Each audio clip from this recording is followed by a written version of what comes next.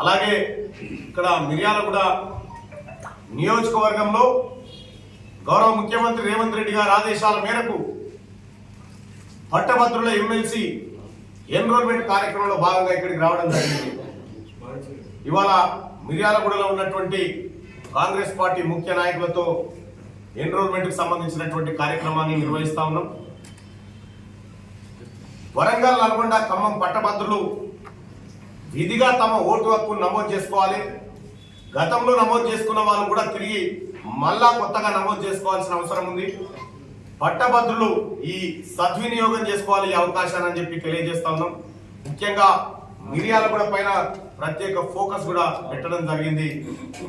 ఒక special drive నిర్వహించి 2-3 రోజుల్లో ఈ కార్యక్రమాన్ని పూర్తి చేయడానికి కాంగ్రెస్ పార్టీ కార్యకర్తలు, ముఖ్యంగా బిఎల్ఆర్ అభిమానులు అన్న బత్తుల లక్ష్మారెడ్డి అన్న ఆదేశం మేరకు వాళ్ళ కార్యక్రమాన్ని నిర్వహించుకోబోతారు. ఎక్కడ అంటే ముఖ్యమంత్రి గారి ఆదేశం మేరకు ఎన్రోల్మెంట్ అనేది జరగాలి. నాకు నా అధిష్టానం భువనగిరి ఎంపీకి పోటీ చేయమన్నా చేస్తా, ఎమ్మెల్సీకి పోటీ చేయమన్నా చేస్తా, కానీ విధిగా ఓటర్ నమోదు కార్యక్రమం అనేది బాధ్యత.